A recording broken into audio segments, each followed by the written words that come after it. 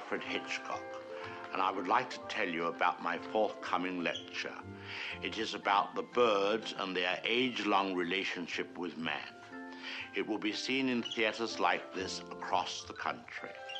In my lecture, I hope to make you all aware of our good friends, the birds.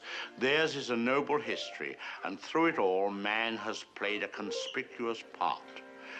This cave drawing is one of man's earliest sketches of his feathered friend.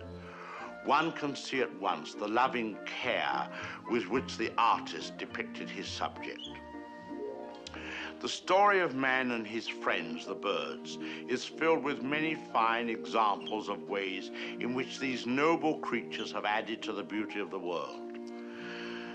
Take this plumed hat from the period of Charles I. How proud the birds must have been to have their feathers plucked out to brighten man's drab life. Here we have a later model, a refinement of the first. Here man, or rather woman, thought enough of the birds to have an entire one as a decoration. It's quite dead, of course.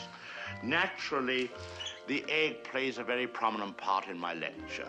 Not a word about which came first, however. I don't believe in dealing with controversial matters. Thousands of years ago, man was satisfied merely to steal an egg from a nest and use it for food.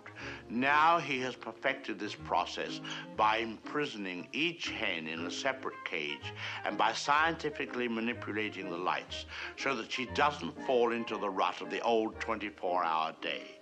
Thus, he can induce the bird to reach fantastic heights of egg production. Originally, there were many varieties of birds on Earth. Some have become extinct. The great auk, the passenger pigeon, and the famous dodo bird have all disappeared. Actually, they didn't exactly disappear. They were simply killed off, but of course, this is nature's way. Man merely hurries the process along whenever he can be of help. Man and birds have been responsible for a great many advances in our civilization. For example, the bird was the inspiration for the invention of gunpowder, and it was his speed that brought about the development of the shotgun. But man has not been unmindful of his debt to the bird. We have honored our feathered friends in many ways. We cage birds and show them off proudly in most of our zoos. And the turkey is traditionally our guest of honor at Thanksgiving. I suspect you never realized that if it weren't for birds, even some of our pastimes would suffer noticeably. Duck hunting, for example. Granted, bagging a fellow hunter can be diverting, but the supply is rather limited. I hope you don't mind if I have something to eat, but I'm rushed today. Planning the lecture has been most educational for me. I've begun to feel very close to the birds and have developed a real sympathy for our little...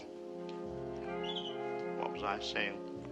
Oh yes, I've come to feel very close to the birds and have come to realize how they feel when... I don't think I'll eat just now. Hardly proper with all of you here. Surely the birds appreciate all we've done for them. Don't you? Beautiful cage, fresh water, no other birds to bother you, none of that blinding sunlight. Oh! Now, why would he do that? Most peculiar. What on earth?